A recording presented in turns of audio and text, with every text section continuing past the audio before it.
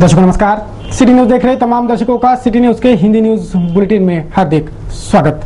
चलिए आपको रूबरू कराते हैं अब तक के तमाम खबरों से। बुलेटिन की शुरुआत करेंगे जीने की राह इस पथदर्शक सुविचार माला के साथ।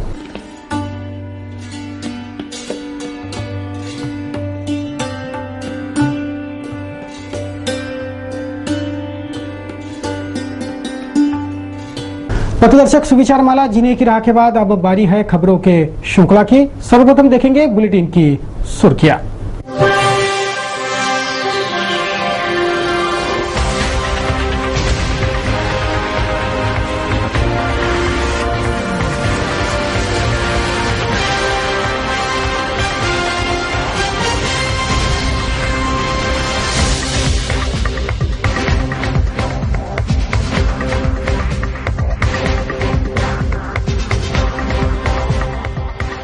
दर्शकों अभी आपने देखी बुलेटिन की सुर्खियां। चलिए अब देखिए समाचार विस्तार से।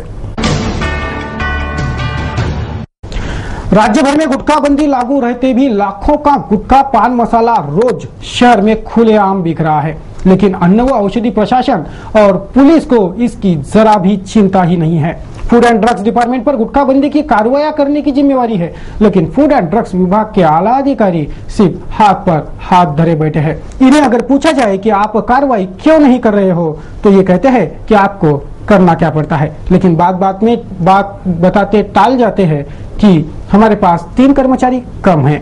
क्या फूड एंड ड्रग्स पुलिस की मदद नहीं ले सकता या लेना नहीं चाहता ताकि उनकी कमाई बंद ना हो। महाराष्ट्र राज्य में गुटखा बंदी लागू है। पहले साल गुटखा बंदी लगी, उसके बाद गुटखा बंदी का दायरा बढ़ाया गया और गुटखे के साथ पान मसाला, सुगंधित तंबाकू पर भी बंदी लगी। चंद दिनों पहले जब आर पाटिल का निधन हुआ तो गुटखा बंदी का दायरा एक कदम और बढ़ाया गया और गुटखा बंदी करने पर फौजदारी दंड संहिता के तहत गैर जमानती अपराध दर्ज करने के आदेश निकले। इतना सब हो रहा है फिर भी गुटखा, पान मसाला, सुगंधित तंबाकू सब कुछ वैसे ही बिक रहा है जैसा पहले बिकता था। दाम तिगुने दाम पर यह सारा प्रतिबंधित माल अवैध रूप से धड़ल्ले से बिक रहा है बेरोक टोक।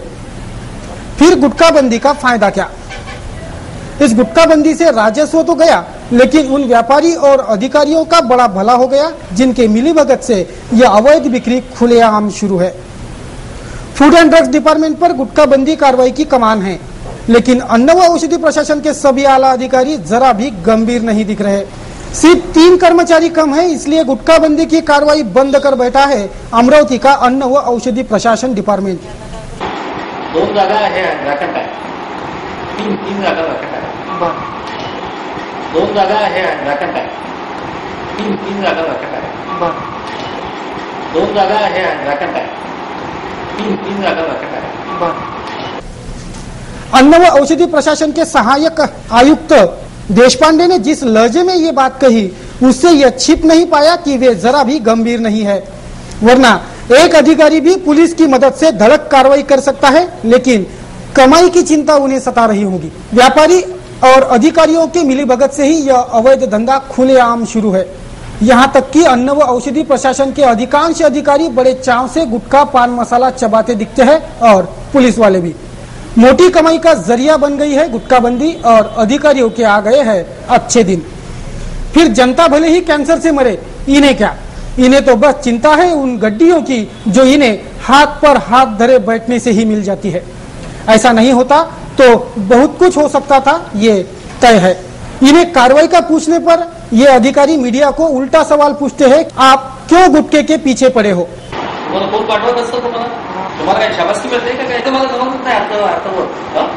जरा इन्हें अब जनता ही इस सवाल का जवाब दे।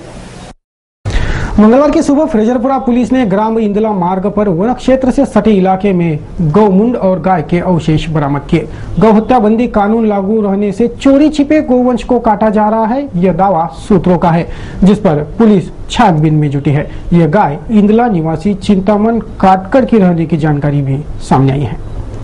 मंगलवार की सुबह ग्राम इंदला से अमंगल खबर आई। इंदला फाटे के पास वन क्षेत्र से सटे क्षेत्र में एक गोमुंड और गाय के शरीर के कुछ अवशेष पुलिस ने मौका वारदात का पंचनामा कर बरामद किए। खबर है कि गोवंश हत्याबंदी कानून के डर से शहर से दूर गाय और गोवंश ले जाकर वहीं हलाल किए जा रहे हैं और गाय तथा गोवंश के शरीर के अवशेष झाड़ियों में फेंके जा रहे हैं। शहर में तेंदुए और शिकारी कुत्ते हैं, उन्होंने यह शिकार किया ऐसा भ्रम पैदा कर धड़ल्ले से गोवंश हत्याबंदी कानून की धज्जियां उड़ाई जा रही होने का दावा सूत्र कर रहे हैं। फ्रेजरपुरा पुलिस ने भी इसी संभावना के बल पर पंचनामा कर जांच शुरू कर दी है। गो हत्या का मामला सिद्ध होने का दावा भी सूत्रों के हवाले से किया जा रहा है। ग्राम इनला के निवासी चिंतामन काटकर की यह गाय थी। फ्रेजरपुरा पुलिस ने उक्त वाकया दर्ज कर विस्तृत जांच शुरू कर दी है। देखते हैं क्या सच्चाई सामने आती है।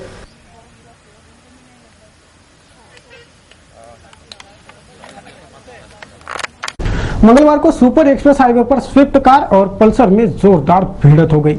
इस हादसे में पल्सर सवार 2 छात्र घायल हुए हैं, जिनमें से एक का पांव फ्रैक्चर हो गया है तो दूसरा गंभीर घायल है। मंगलवार की दोपहर मेघे कॉलेज चौराहे पर यह हादसा हुआ। पुलिस ने घायलों को अस्पताल रवाना कर दोनों वाहन जब्त कर लिए हैं। खुकार कैदियों को जेल में रखकर कानून व्यवस्था बरकरार रखने का काम करने की जगह जेलर ने ही 5 खुकार कैदियों को फरार करवाया। मंगलवार की सुबह 6 बजे नागपुर सेंट्रल जेल से जेलर वैभव कामले ने मोक्का के 3 आरोपियों सहित कुल 5 खुकार आरोपियों को जेल से भागने में मदद की। मामला प्रकाश में आते ही जेलर कामले को तत्काल प्रभाव से सस्पेंड कर दिया गया है। तत्पश्चात राज्य के मुख्यमंत्री ने भी कड़े कार्रवाई का आश्वासन दिया है। मंगलवार की सुबह नागपुर सेंट्रल जेल तोड़कर 5 खूंखार अपराधी भाग गए। सुबह 6 बजे की यह घटना है। सबसे संगीन मामला यह है कि इन आरोपियों को भगाया खुद नागपुर सेंट्रल जेल के जेलर वैभव कामले ने, जिसे तत्काल प्रभाव से सस्पेंड कर दिया गया है। मुख्यमंत्री देवेंद्र फडणवीस ने भी इस मामले को गंभीरता से लेकर कड़े कार्रवाई के आदेश दिए हैं। कैदी शोएब सलीम खान, बिसेन सिंह, अलियास फारूक, सत्येंद्र राज बहादुर गुप्ता, ये मोक्का के आरोपी, एक आरोपी आम से अटका और एक राजनिका, ऐसे 5 कैदियों को जेलर वैभव कामले ने भगाया। जेलर ने ही कैदियों का साथ दिया, जिससे इन खुकार आरोपियों को भागने में किसी भी दिक्कत का सामना नहीं करना पड़ा, जिसके बाद जेलर को तत्काल प्रभाव से सस्पेंड कर दिया गया है और भागे आरोपियों को खोजने विशेष दल भी सक्रिय हो गया है। इस वारदात ने जेलर से भी विश्वास उड़ा दिया है। गौरतलब रहे कि कईयों खुकार कैदी जेल के 4 दीवारियों में कैद है।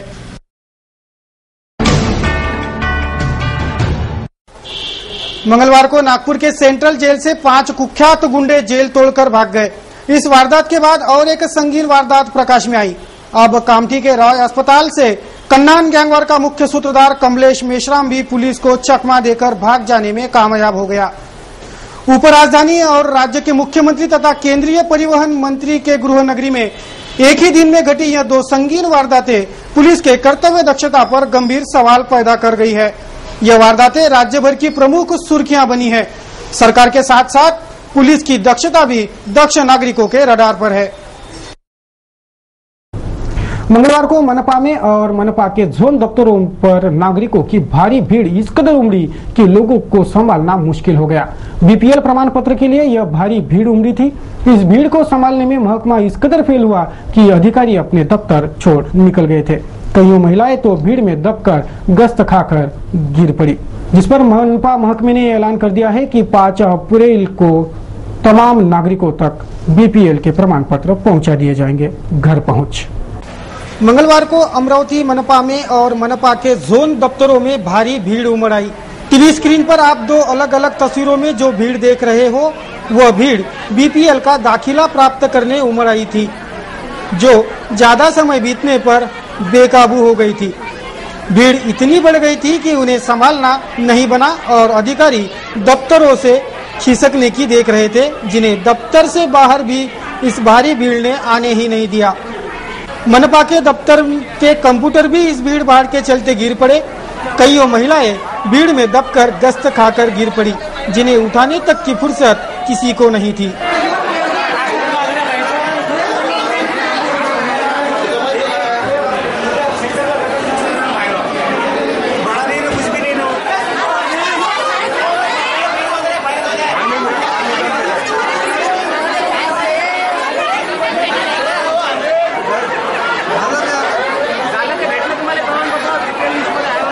इसी तरह हमालपुरा जोन में तो भीड़ से डरकर भाग रहे अधिकारियों को उन्हीं के कमरों में भीड़ ने कैद कर दिया था। आखिर पुलिस बुलानी पड़ी। मनपा से बीपीएल का प्रमाण पत्र पाने यह भीड़ उमड़ी थी, लेकिन भीड़ भाड़ के चलते कईयों इस प्रमाण पत्र से वंचित रह गए। लोक बसलेले आहे, काही महानगरपालिकेने फार्मा घेऊन बोलवून राहिले, कागदपत्र सकाळी 9 वाजतापासून इथं आलेल्या सर्व लेडीज, पण यांना कुठल्याही गोष्टीचा फॉर्मचा उपलब्ध नाही आहे। दुसरी गोष्ट, लेकर बाळा सोडून इथं लेडीज चक्क 400 ते 500 लेडीज होत्या हातावरी, आणि या लेडीजला कुठल्याही गोष्टीचा रिस्पॉन्स मिळत नाही आहे। आणि फॉर्म मिळण्यासाठी एक वेगळी लाईन लावायला पाहिजे होती आणि घेण्यासाठी एक वेगळी लावायला पाहिजे होती। याच्यासाठी लोकांचा टाइम हा वेस्ट होऊन राहिला आणि लोकांचे ऑटोचे पैसे, झेरॉक्सचे पैसे बिना कामानं व्यर्थ होऊन राहिले। तरी झोन क्रमांक 3च्या मेश्राम मॅडम यांनी प्रत्येक लेडीजची वेगवेगळी लाईन लावून प्रत्येकाले फॉर्म देऊन प्रत्येकाचं नाव समावेश करून वेगळ्या खिडकीमध्ये घेण्यात यावे, अशी फक्त आमची सर्वजणांची विनंती आहे। सर, मी आता अंदर गेलो होतो, त्यांना मी सांगितलं का माझी कागदपत्र मला मी काल दिले, तर ते चक्क आता म्हणून का तुमचे कागदपत्र माझ्यावर नाही आहे, दुसरे घेऊन या। आम्ही कुठून आणू कागदपत्र? त्यांच्या दिलेले कागदपत्र काल मी कागदपत्र दिले, त्यामुळे सकाळी 11 वाजता या, 11 वाजतापासून इथं येऊन बसलो। आम्हाला अजूनही त्यांना काही सांगितलं नाही। काय करायचं यासाठी तुम्ही सांगा आता।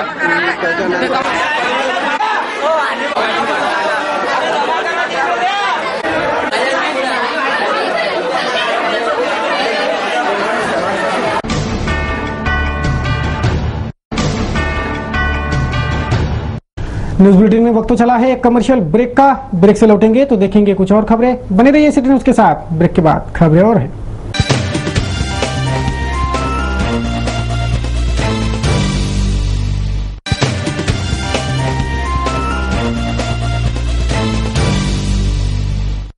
ब्रेक पश्चात तमाम दर्शकों का फिर एक बार स्वागत। मैं हूं अमोल खड़े और आप देख रहे हो सिटी न्यूज के हिंदी समाचार। चलिए आपको रूबरू कराते हैं कुछ अन्य खबरों से। मंगलवार को जमीयतुल कुरैश ने तीव्र विरोध प्रदर्शन कर गोवंश हत्याबंदी कानून का विरोध किया। गोवंश हत्याबंदी कानून के खिलाफ तीव्र राज्यव्यापी धरना प्रदर्शन का आयोजन जमीयतुल कुरैश की ओर से किया गया था। सोमवार को अमरावती जमीयतुल कुरैश संगठन ने एक बैठक कर गोवंश हत्याबंदी कानून के विरोध में आंदोलन का नियोजन किया।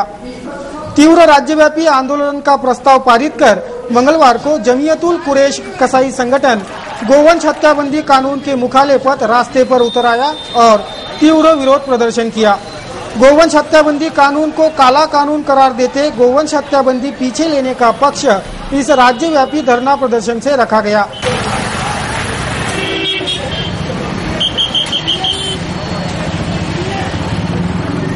गो हत्याबंदी कायम रहे, लेकिन गोवंश को काटने की मंजूरी मिले, इस आशय का मांग पत्र इस आंदोलन से प्रधानमंत्री और मुख्यमंत्री के नाम जिलाधीश को सौंपे गए हैं।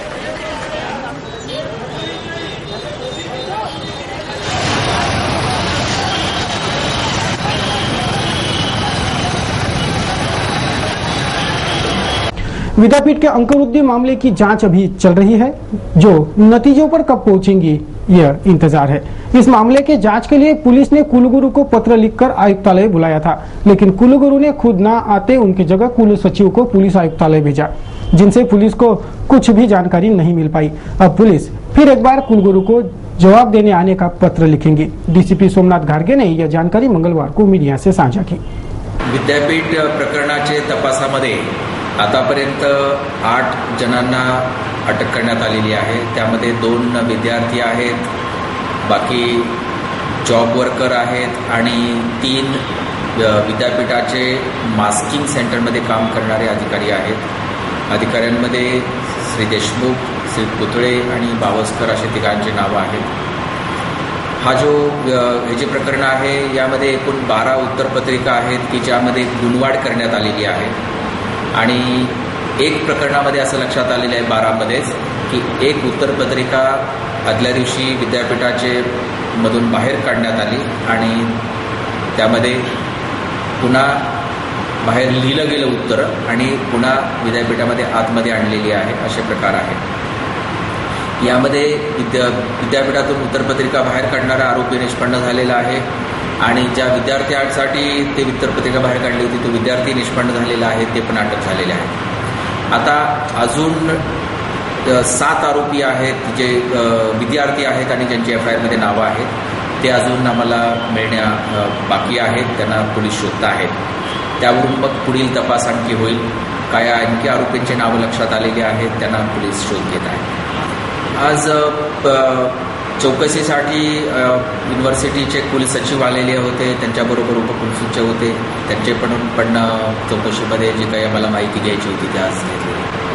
एकतर जे परीक्षा केंद्रावरून जे पेपर येतात मूल्यांकनासाठी, तर त्या ठिकाणी ज्यांच्यावरती जबाबदारी त्या ठिकाणी टाकलेली होती, तर त्या ठिकाणी संदिग्धता आहे आणि ज्या अधिकाऱ्यांवरती जबाबदारी टाकलेली आहे तर त्यांची जबाबदारी सोडून जॉब वर्कर जे आहेत त्यांच्या ताब्यामध्ये पेपर्स देऊन बऱ्याच ठिकाणी निघून जातात. त्यामुळे हे जे जॉब वर्कर जे अनक्वालिफाईड आहेत आणि डेली वेजेसचे आहेत तर त्यांच्या ताब्यामध्ये पेपर राहणं हे अत्यंत रिस्की आहे आणि त्याच्यामुळंच तो जो पेपर एक आरोपी बाहेर काढू शकला त्यामुळंच त्या ठिकाणी त्याला संधी मिळाली आणि त्यांनी पेपर बाहेर काढला. मंगलवार को किसान मित्र श्रीकांत तराल ने एक पत्रवार्ता कर भूमि अधिग्रहण कानून का खुला समर्थन कर यह कानून किसान के हित में रहने की बात कही. नया भूमि अधिग्रहण कानून किसानों का हित ध्यान में रखकर ही बना होने का दावा भी उन्होंने भरे पत्रवार्ता में किया.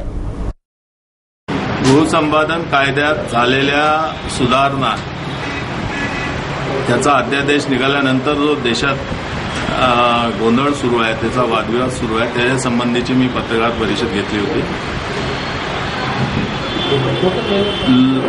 विरोधी पक्षांनी जे या सुधारणांना विरोध करत आहेत ते शेतकऱ्यांमध्ये गैरसमज जो काय पसरवत आहे तो गैरसमज पत्रकारांचा वृत्तपत्राचा निघावा याच्यासाठी अध्यादेशामध्ये काय आहे, कलम काय काय दुरुस्त झाले, काय अमेंडमेंट झाली, त्या मूळ कायद्यात काय आहे याचं विश्लेषण व्हावं. पत्रकारांनी स्वतः डोळ्यांनी पाहावं की याच्यात शेतकऱ्यांच्या विरुद्ध काहीही झालेलं नाहीये.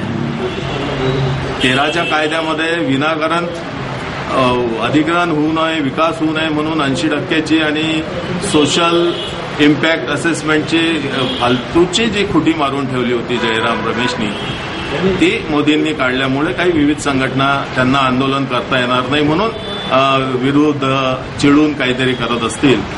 तर हे शेतकऱ्यांच्या काही संबंधित नाही. शेतकऱ्यांना पाहिजे आहे आज चौपट किंमत देत असतील बाजारभावाच्या, पुनर्वसन होत असेल आणि त्याच्या पोराला पक्की नोकरी मिळत असेल तर त्याला देव पावणार आहे, त्याला शेतीतून बाहेर निघण्याचा मार्ग दिसणार आहे.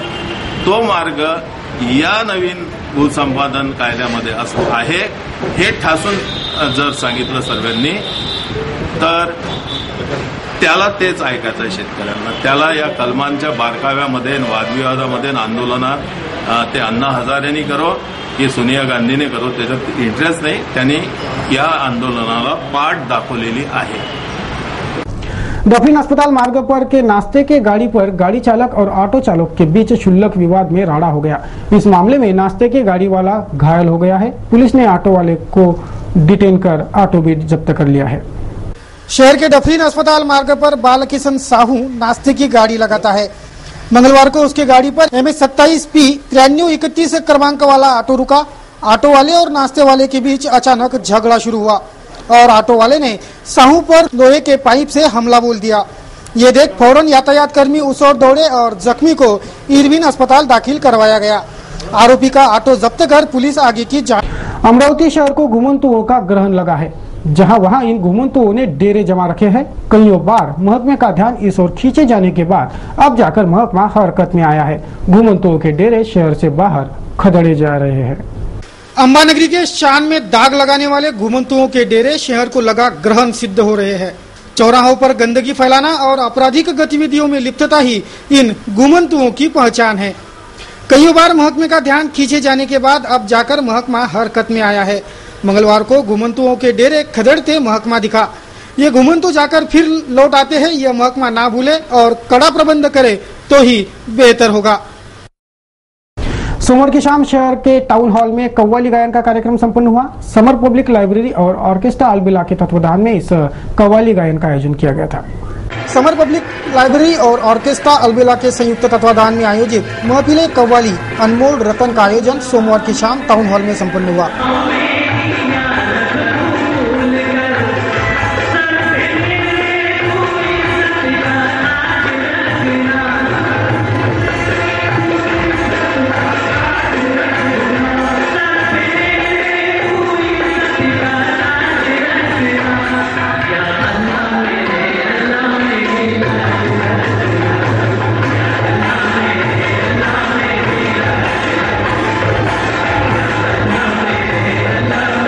गायक कलाकारों ने एक से बढ़कर एक प्रस्तुतियां दी और खूब वाहवाही भी लूटी।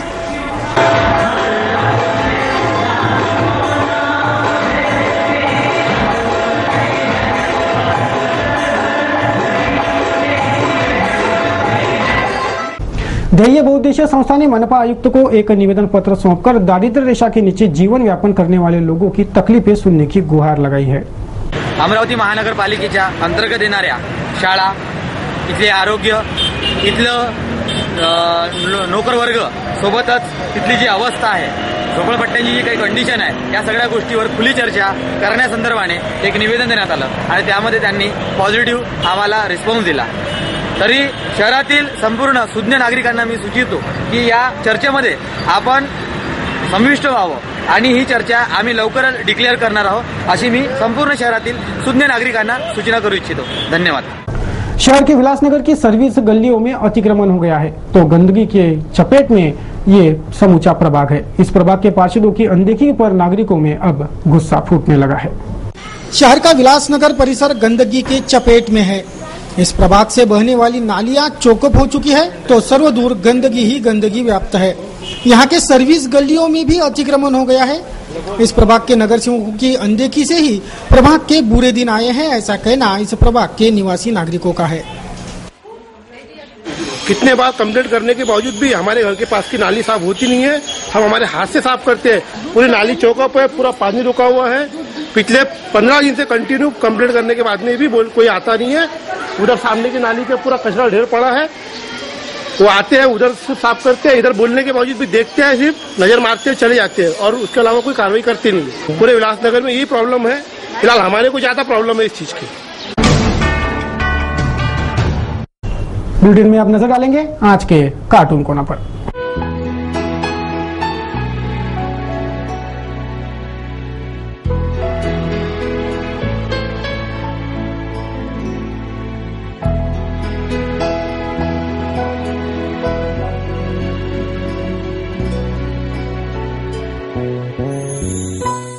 चलिए अब करते हैं मौसम समीक्षा, देखेंगे आज के और कल के मौसम का हाल।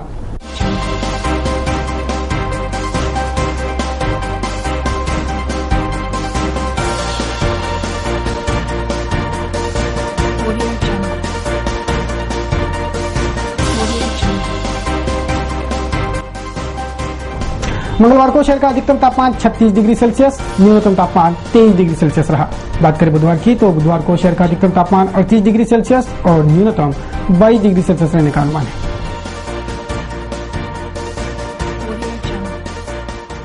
चलिए अब देते हैं उन सभी को बधाइयाँ जिनका आज जन्मदिन है। आज जिनका जन्मदिन है उन सभी को सिटी न्यूज चैनल परिवार की ओर से जन्मदिन की हार्दिक बधाइयाँ। आपको आपका जन्मदिन मुबारक हो।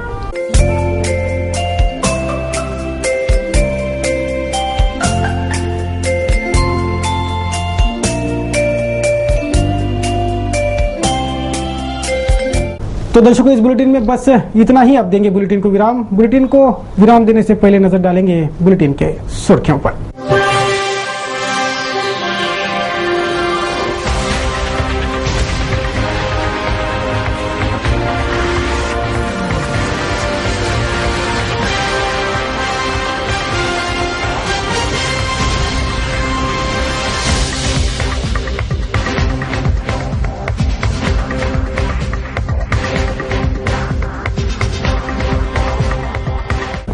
ये थी बुलेटिन की सुर्खियां। सिटी न्यूज के बारे में आप सभी से सुझाव या विचार सादर आमंत्रित है। हमारा पता सिटी न्यूज कार्यालय धनराज लेन सक्कर 7 अमरावती। हमारा दूरभाष क्रमांक 25703226।